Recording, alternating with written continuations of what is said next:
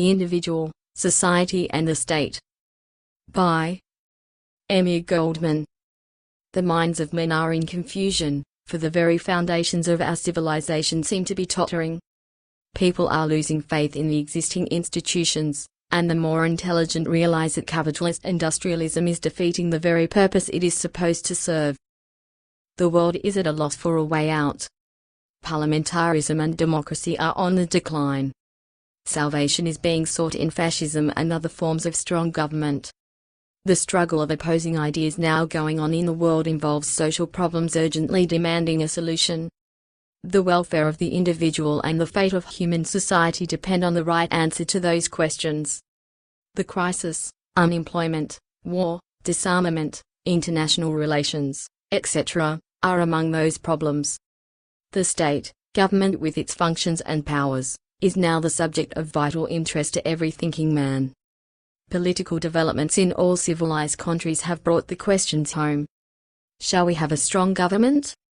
Are democracy and parliamentary government to be preferred, or is fascism of one kind or another, dictatorship monarchical, bourgeois or proletarian the solution of the ills and difficulties that beset society today? In other words, shall we cure the evils of democracy by more democracy, or shall we cut the Gordian knot of popular government with the sword of dictatorship? My answer is neither the one nor the other. I am against dictatorship and fascism as I am opposed to parliamentary regimes and so-called political democracy. Nazism has been justly called an attack on civilization. This characterization applies with equal force to every form of dictatorship, indeed, to every kind of suppression and coercive authority. For what is civilization in the true sense? All progress has been essentially an enlargement of the liberties of the individual with a corresponding decrease of the authority wielded over him by external forces. This holds good in the realm of physical as well as of political and economic existence. In the physical world, man has progressed to the extent in which he has subdued the forces of nature and made them useful to himself. Primitive man made a step on the road to progress when he first produced fire and thus triumphed over darkness, when he chained the wind or harnessed water.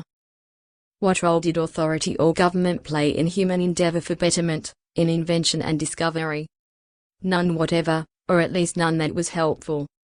It has always been the individual that has accomplished every miracle in that sphere, usually in spite of the prohibition, persecution and interference by authority, human and divine. Similarly, in the political sphere, the road of progress lay in getting away more and more from the authority of the tribal chief or of the clan, of prince and king, of government, of the state. Economically, progress has meant greater well-being of ever larger numbers. Culturally, it has signified the result of all the other achievements, a greater independence, political, mental and psychic. Regarded from this angle, the problems of man's relation to the state assumes an entirely different significance. It is no more a question of whether dictatorship is preferable to democracy, or Italian fascism superior to Hitlerism.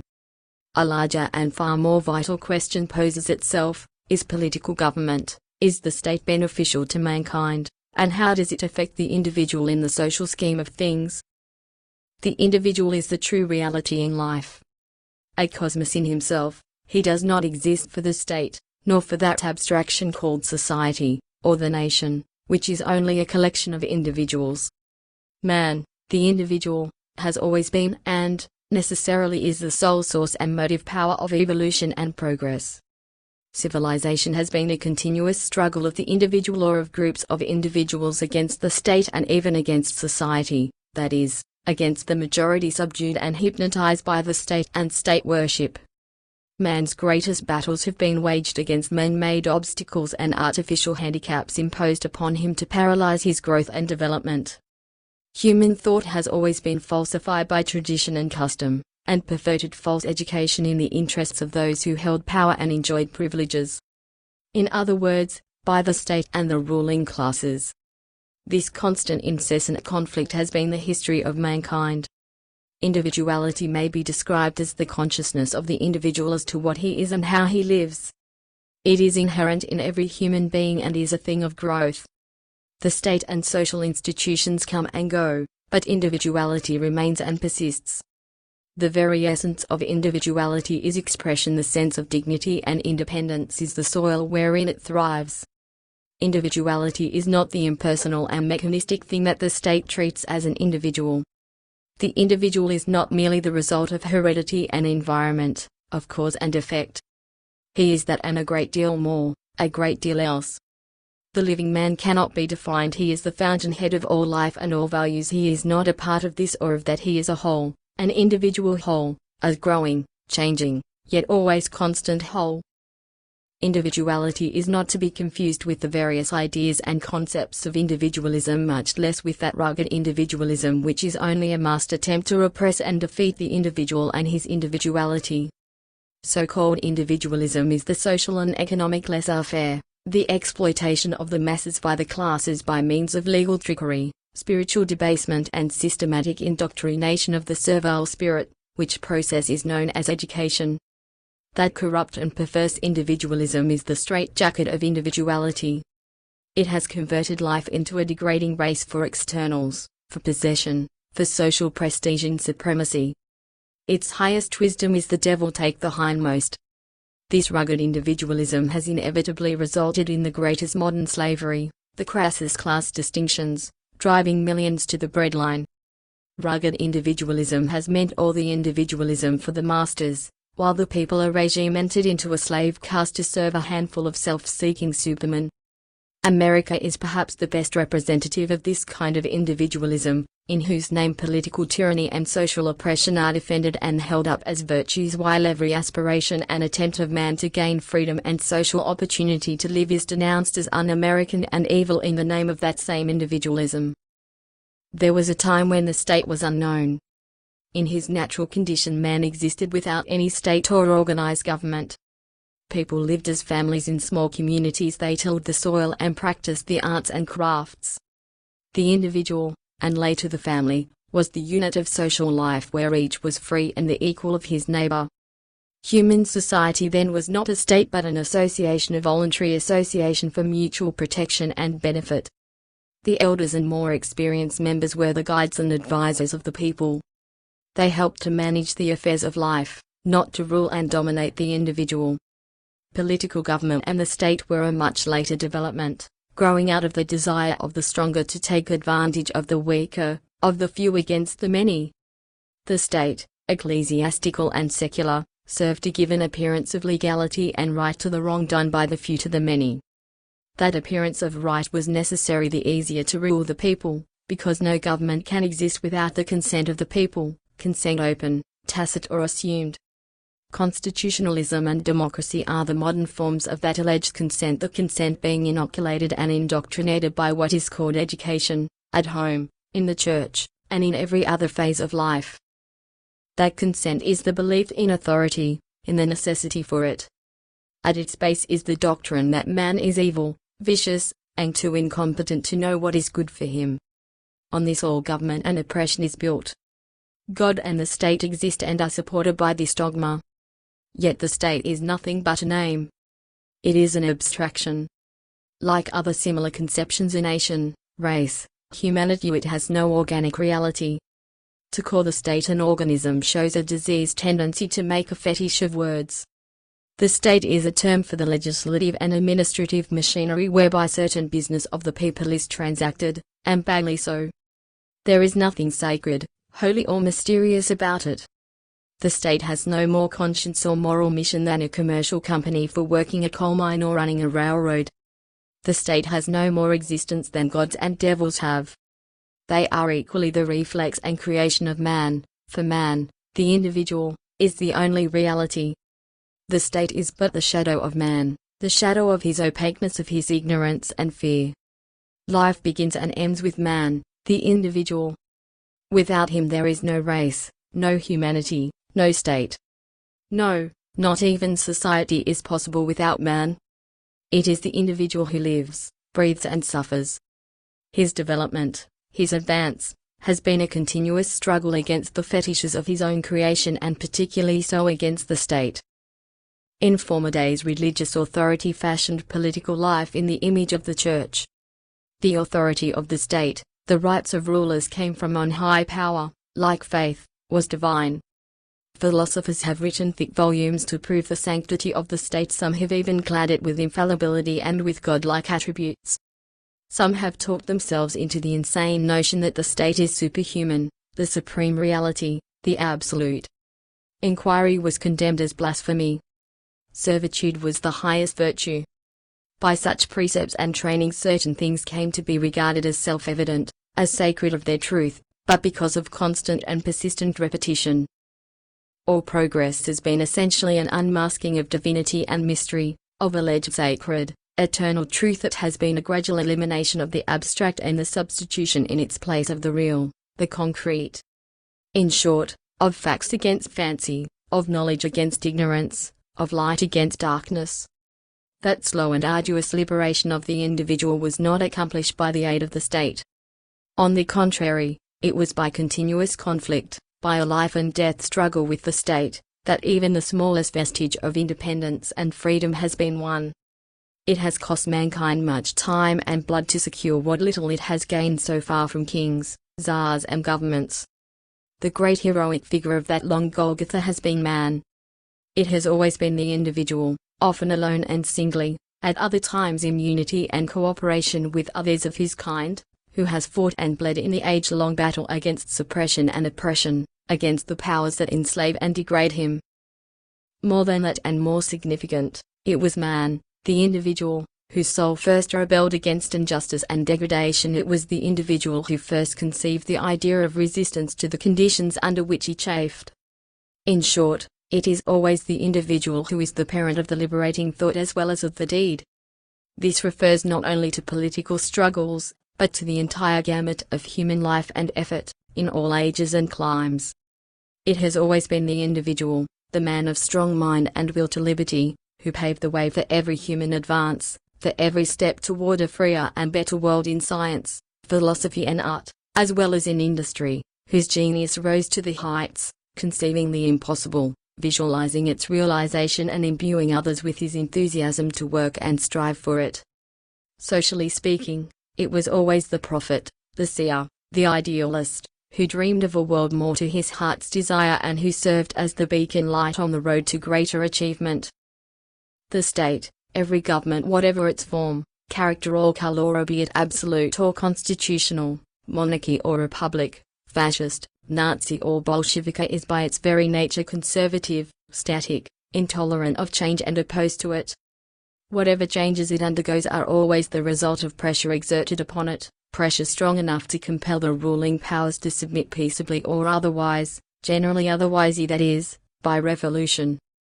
Moreover, the inherent conservatism of government, of authority of any kind, unavoidably becomes reactionary. For two reasons. First, because it is in the nature of government not only to retain the power it has, but also to strengthen, widen and perpetuate it, nationally as well as internationally. The stronger authority grows, the greater the state and its power, the less it can tolerate a similar authority or political power alongside of itself. The psychology of government demands that its influence and prestige constantly grow, at home and abroad, and it exploits every opportunity to increase it. This tendency is motivated by the financial and commercial interests back of the government, represented and served by it. The fundamental raison d'etre of every government, to which, incidentally, historians of former days willfully shut their eyes, has become too obvious now even for professors to ignore. The other factor which impels governments to become even more conservative and reactionary is their inherent distrust of the individual and fear of individuality. Our political and social scheme cannot afford to tolerate the individual and his constant quest for innovation. In self-defense, the state therefore suppresses, persecutes, punishes and even deprives the individual of life. It is aided in this by every institution that stands for the preservation of the existing order. It resorts to every form of violence and force, and its efforts are supported by the moral indignation of the majority against the heretic, the social dissenter and the political rebel. The majority, for centuries drilled in state worship, trained in discipline and obedience and subdued by the awe of authority in the home, the school, the church and the press. The strongest bulwark of authority is uniformity. The least divergence from it is the greatest crime. The wholesale mechanization of modern life has increased uniformity 1,000-fold. It is everywhere present, in habits, tastes, dress, thoughts and ideas. Its most concentrated donus is public opinion. Few have the courage to stand out against it. He who refuses to submit is at once labeled queer, different and decried as a disturbing element on the comfortable stagnancy of modern life. Perhaps even more than constituted authority, it is social uniformity and sameness that harass the individual mass. His very uniqueness, separateness and differentiation make him an alien, not only in his native place, but even in his own home. Often more so than the foreign-born who generally falls in with the established. In the true sense, one's native land, with its background of tradition, early impressions, reminiscences and other things dear to one, is not enough to make sensitive human beings feel at home. A certain atmosphere of belonging, the consciousness of being at one with the people and environment, is more essential to one's feeling of home. This holds good in relation to one's family, the smaller local circle, as well as the larger phase of the life and activities commonly called one's country. The individual whose vision encompasses the whole world often feels nowhere so hedged in and out of touch with his surroundings than in his native land. In pre-war time, the individual could at least escape national and family boredom. The whole world was open to his longings and his quests. Now the world has become a prison, and life continual solitary confinement. Especially is this true since the advent of dictatorship, right and left. Friedrich Nietzsche called the state a cold monster. What would he have called the hideous beast in the garb of modern dictatorship? Not that government had ever allowed much scope to the individual, but the champions of the new state ideology do not grant even that much. The individual is nothing, they declare, it is the collectivity which counts. Nothing less than the complete surrender of the individual will satisfy the insatiable appetite of the new deity. Strangely enough, the loudest advocates of this new gospel are to be found among the British and American intelligentsia. Just now they are enamored with the dictatorship of the proletariat. In theory only, to be sure. In practice, they still prefer the few liberties in their own respective countries. They go to Russia for a short visit or as salesmen of the revolution, but they feel safer and more comfortable at home. Perhaps it is not only lack of courage which keeps these good Britishers and Americans in their native lands rather than in the millennium come. Subconsciously there may lurk the feeling that individuality remains the most fundamental fact of all human association, suppressed and persecuted yet never defeated, and in the long run the victor. The genius of man, which is but another name for personality and individuality, bores its way through all the caverns of dogma, through the thick walls of tradition and custom, defying all taboos, setting authority at naught, facing contumely and the scaffold ultimately to be blessed as prophet and martyr by succeeding generations. But for the genius of man, that inherent, persistent quality of individuality, we would be still roaming the primeval forests.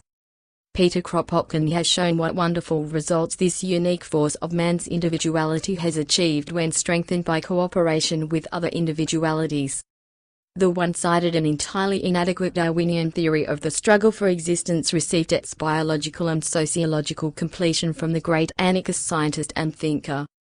In his profound work, Mutual Aid, Kropotkin shows that in the animal kingdom, as well as in human society, cooperation as opposed to internecine strife and struggle has worked for the survival and evolution of the species. He demonstrated that only mutual aid and voluntary cooperation, not the omnipotent, all-devastating state, can create the basis for a free individual and associational life. At present the individual is the pawn of the zealots of dictatorship and the equally obsessed zealots of rugged individualism. The excuse of the former is its claim of a new objective. The latter does not even make a pretense of anything new. As a matter of fact, rugged individualism has learned nothing and forgotten nothing. Under its guidance the brute struggle for physical existence is still kept up. Strange as it may seem, and utterly absurd as it is, the struggle for physical survival goes merrily on though the necessity for it has entirely disappeared. Indeed, the struggle is being continued apparently because there is no necessity for it. Does not so-called overproduction prove it? Is not the worldwide economic crisis an eloquent demonstration that the struggle for existence is being maintained by the blindness of rugged individualism at the risk of its own destruction? One of the insane characteristics of this struggle is a complete negation of the relation of the producer to the things he produces. The average worker has no inner point of contact with the industry he is employed in, and he is a stranger to the process of production of which he is a mechanical part. Like any other cog of the machine, he is replaceable at any time by other similar depersonalized human beings. The intellectual proletarian, though he foolishly thinks himself a free agent, is not much better off. He, too, has a little choice or self-direction in his particular métier as his brother who works with his hands. Material considerations and desire for greater social prestige are usually the deciding factors in the vocation of the intellectual. Added to it is the tendency to follow in the footsteps of family tradition, and become doctors, lawyers, teachers, engineers, etc. The groove requires less effort and personality. In consequence, nearly everybody is out of place in our present scheme of things. The masses plod on, partly because their senses have been dulled by the deadly routine of work and because they must eke out an existence. This applies with even greater force to the political fabric of today. There is no place in its texture for free choice of independent thought and activity. There is a place only for voting and tax-paying puppets. The interests of the state and those of the individual differ fundamentally and are antagonistic. The state and the political and economic institutions it supports can exist only by fashioning the individual to their particular purpose, training him to respect law and order, teaching him obedience, submission and unquestioning faith in the wisdom and justice of government, above all, loyal service and complete self-sacrifice when the state commands it, as in war. The state puts itself and its interests even above the claims of religion and of God. It punishes religious or conscientious scruples against individuality because there is no individuality without liberty, and liberty is the greatest menace to authority. The struggle of the individual against these tremendous odds is the more difficult, too often dangerous to life and limber, because it is not truth or falsehood which serves as the criterion of the opposition he meets. It is not the validity or usefulness of his thought or activity which rouses against him the forces of the state and of public opinion. The persecution of the innovator and Protestant has always been inspired by fear on the part of constituted authority of having its infallibility questioned and its power undermined. Man's true liberation, individual and collective, lies in his emancipation from authority and from the belief in it. All human evolution has been a struggle in that direction and for that object. It is not invention and mechanics which constitute development. The ability to travel at the rate of 100 miles an hour is no evidence of being civilized. True civilization is to be measured by the individual, the unit of all social life, by his individuality and the extent to which it is free to have its being, to grow and expand unhindered by invasive and coercive authority. Socially speaking, the criterion of civilization and culture is the degree of liberty and economic opportunity which the individual enjoys, of social and international unity and cooperation unrestricted by man-made laws and other artificial obstacles, by the absence of privileged castes and by the reality of liberty and human dignity, in short, by the true emancipation of the individual. Political absolutism has been abolished because men have realized in the course of time that absolute power is evil and destructive. But the same thing is true of all power, whether it be the power of privilege, of money, of the priest, of the politician, or of so-called democracy. In its effect on individuality, it matters little what the particular character of coercion is, or whether it be as black as fascism, as yellow as Nazism, or as pretentiously red as Bolshevism.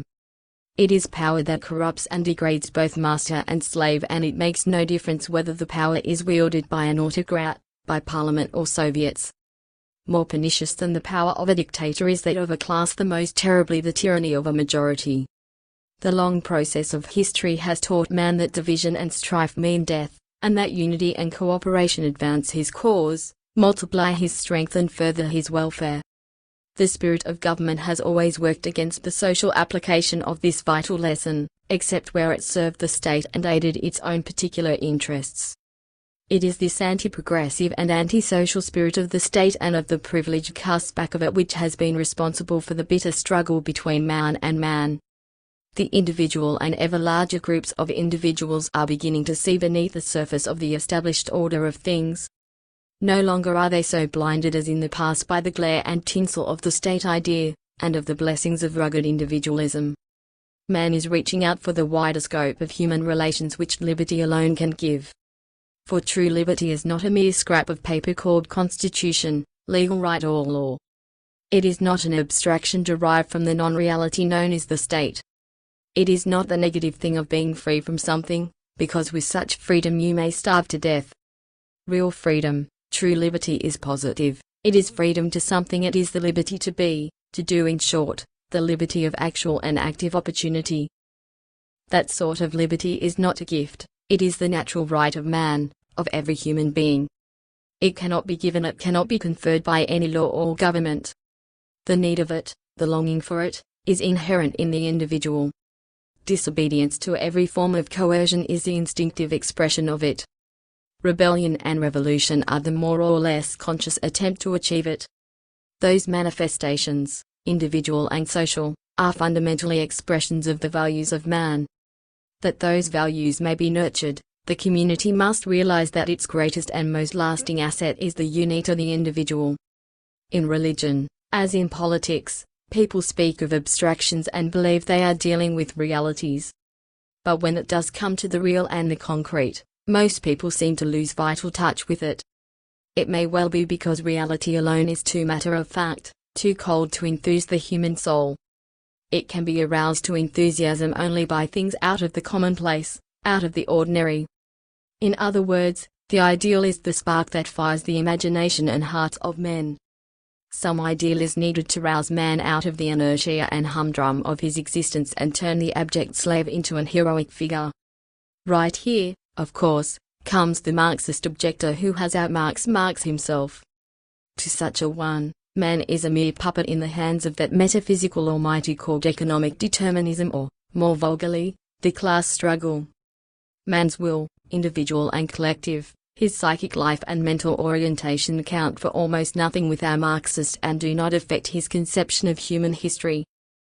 No intelligent student will deny the importance of the economic factor in the social growth and development of mankind. But only narrow and willful dogmatism can persist in remaining blind to the important role played by an idea as conceived by the imagination and aspirations of the individual. It were vain and unprofitable to attempt to balance one factor as against another in human experience. No one single factor in the complex of individual or social behavior can be designated as the factor of decisive quality. We know too little, and may never know enough, of human psychology to weigh and measure the relative values of this or that factor in determining man's conduct.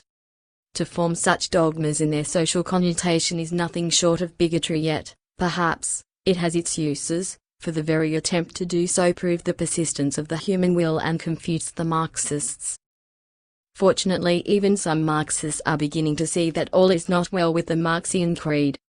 After all, Marx was but a humaner or too humaner, hence by no means infallible. The practical application of economic determinism in Russia is helping to clear the minds of the more intelligent Marxists. This can be seen in the transvaluation of Marxian values going on in socialist and even communist ranks in some European countries. They are slowly realizing that their theory has overlooked the human element, dimension, as a socialist paper put it. Important as the economic factor is, it is not enough. The rejuvenation of mankind needs the inspiration and energizing force of an ideal. Such an ideal I see in Anarchism. To be sure, not in the popular misrepresentations of anarchism spread by the worshippers of the state and authority. I mean the philosophy of a new social order based on the released energies of the individual and the free association of liberated individuals. Of all social theories, anarchism alone steadfastly proclaims that society exists for man, not man for society. The sole legitimate purpose of society is to serve the needs and advance the aspiration of the individual. Only by doing so can it justify its existence and be an aid to progress and culture. The political parties and men savagely scrambling for power will scorn me as hopelessly out of tune with our time. I cheerfully admit the charge. I find comfort in the assurance that their hysteria lacks enduring quality. Their hosanna is but of the hour.